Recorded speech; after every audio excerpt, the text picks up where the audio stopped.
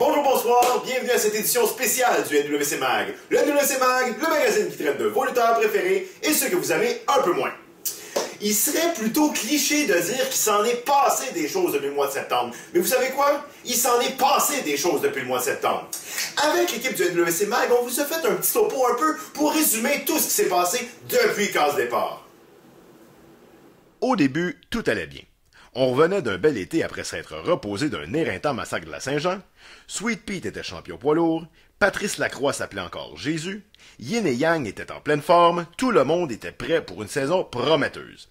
Mais le commissaire Manu ressentait le besoin de choir son autorité pour montrer qui est le patron à la NWC. Il introduit les Lost Citizens, règle ses comptes avec Sean Richards, mais on sentait que sa soif de pouvoir était bien plus grande. De son côté, Jason Gray avait plutôt soif de vengeance, et il n'allait pas tarder à égaliser la marque face à Francis Prou, son ancien partenaire de SOW, qui s'était retourné contre lui au Massacre 9. Francis avait perdu la carte ce soir-là, et avait infligé une sournoise correction à Jason, et ce n'était pas l'intervention de Mélanie Jutras, la conjointe de Jason, qui allait arrêter Prou. Heureusement, le vieux Grant Gray veillait au grain et était venu repousser le lutteur de troisième génération. Jason a mis les choses au clair à Casse Départ. On ne touche pas à la famille Gray. Spikey qui remonte dans l'arène de la NWC pour inculquer quelques leçons de lutte à Dancing Steve, les Lost Citizens qui veulent déranger de New Waves en intimidant la jeune Alexia, Vanessa qui faillissait à sa tâche d'arbitre, la saison 2015-2016 avait un départ quelque peu chaotique, mais rien ne laissait prévoir ce qui allait se passer ensuite. Le 24 octobre a été un point tournant dans la saison. Tout d'abord, Julius vit un déjà-vu alors qu'il perd seul les titres de champion par équipe de la NWC face à Thunder of Destruction, Spike et Bad Boy Pierre Joly. Malheureusement pour lui, Fabius est arrivé en retard au match. Puis la finale de l'événement nous a donné droit à un des meilleurs matchs de 2015 alors que Patrice Jésus Lacroix défendait son titre provincial face à Jason Gray, Crusher Kid et Sick Rick. Tout ça jusqu'au moment où la NWC est envahie par les Ghosts.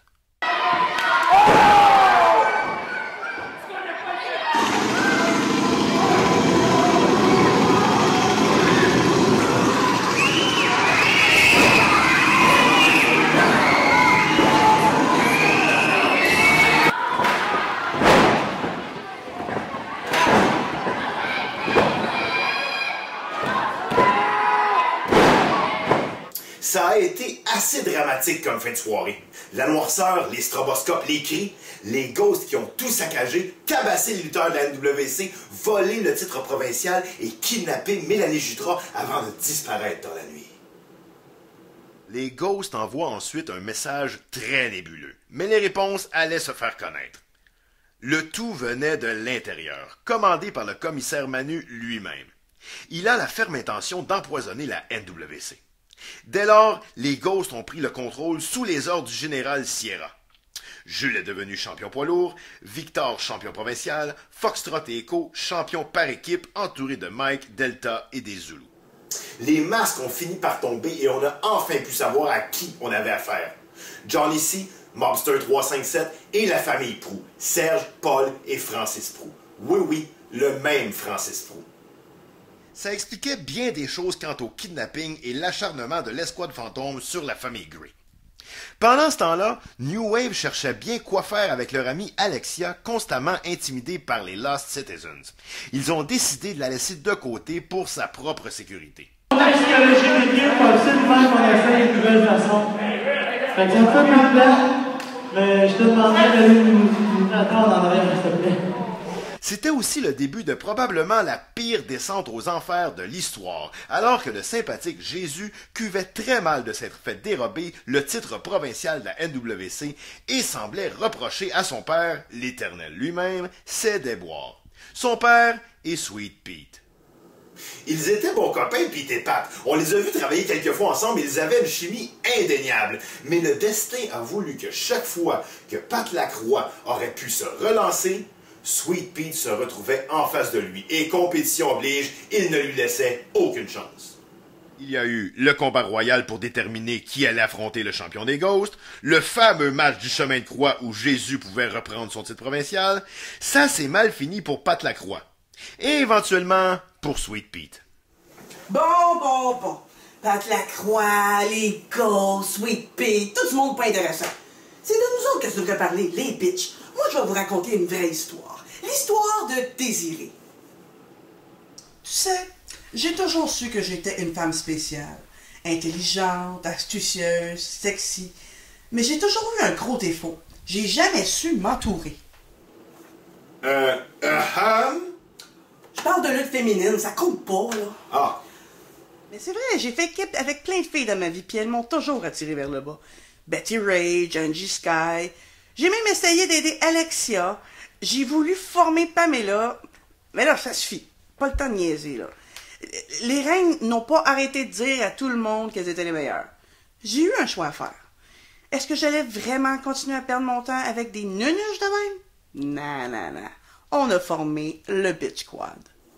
Mais là, je veux pas vous faire de peine, mais Alexia vous a quand même volé votre spot à Décembre Noir. Là. Non. Oui. Non. Ben oui, oui.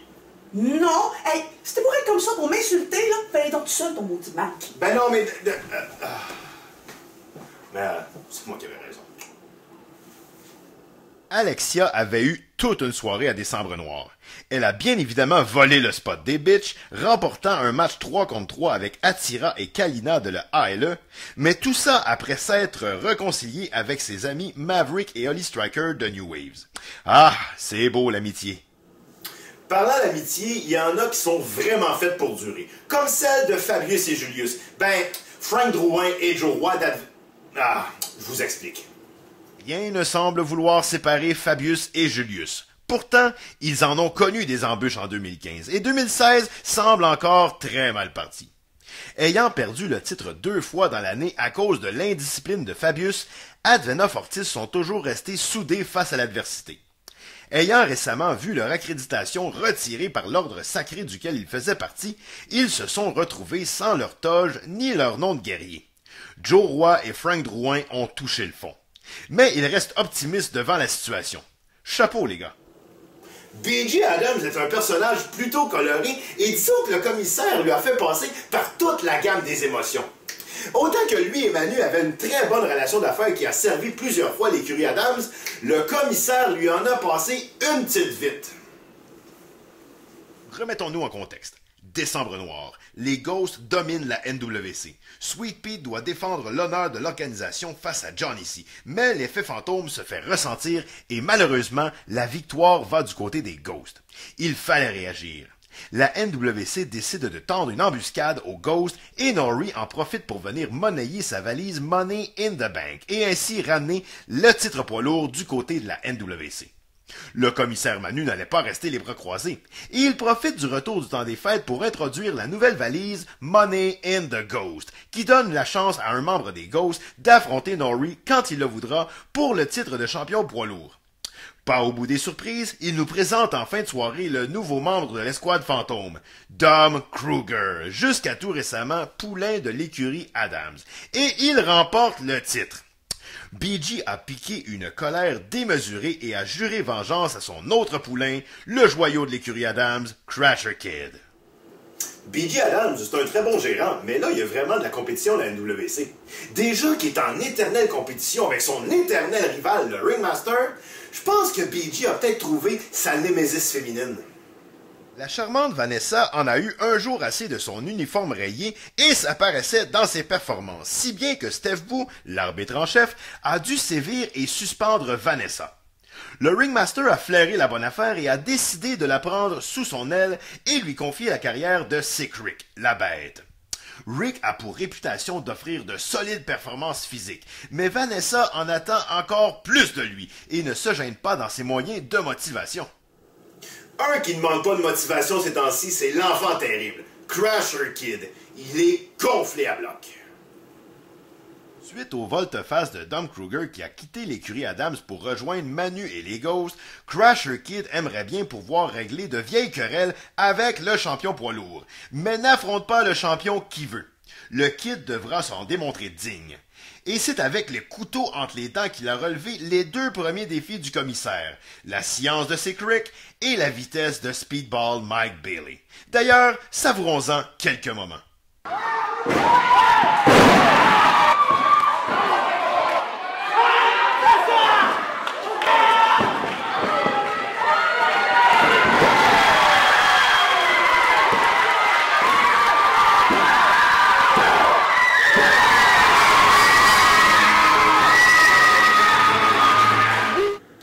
Rajoutez à ça les blessures de Yin et Yang, d'Alexia, l'arrivée de Ice, les débuts de Kevin Dream, les performances époustouflantes de Bad Dog face à Sly Silverstone, et ça vous donne une saison forte en émotions. Mais attention, tout peut basculer samedi prochain. Le plan du commissaire Manu est clair. Il veut empoisonner la NWC. Les Ghosts ont carte blanche, rien ne peut les empêcher. Le contrat du commissaire lui confère tous les pouvoirs et devra atteindre son échéance le 30 juin prochain. D'ici là, le propriétaire, l'homme derrière la NWC, Bad Boy Pierre Joly, ne peut que se plier aux frasques de Manu. Mais voilà que le bouchon a sauté au dernier gala et on doit en finir avec cette guerre de pouvoir. Le 27 février prochain, les 5 Ghosts devront affronter 5 membres de la NWC. Pour affronter Dom Kruger, le Mobster 357 et la famille Prou, Pierre Joly a choisi de faire équipe avec celui en qui il a le plus confiance, son partenaire Spike, ainsi que la famille Grey. Si la NWC l'emporte, les Ghosts devront défendre leur titre à chacun des galas suivant le 27 février. Si les Ghosts gagnent, le contrat de Manu devra être prolongé de 5 ans sans reddition. Et c'est là qu'on est rendu. Oui, il s'en est passé des choses depuis le mois de septembre, et la route est encore longue jusqu'au massacre, mais on va la faire ensemble. Attends, papa! Oh, oui. T'as oublié le match de Sally contre les Bitches. C'est vrai. Le 27 février prochain, Sally, l'effrayante Sally, vient rendre visite à la NWC pour affronter une de nos 3 bitches. Selon toi, Daisy, qui ça va être? J'espère que ça va être Désiré. Donc, c'est un rendez-vous le 27 février prochain à 20h au 7111 Désirable. Quant à nous, on se retrouve le 5 mars pour une autre édition du NWC Mag.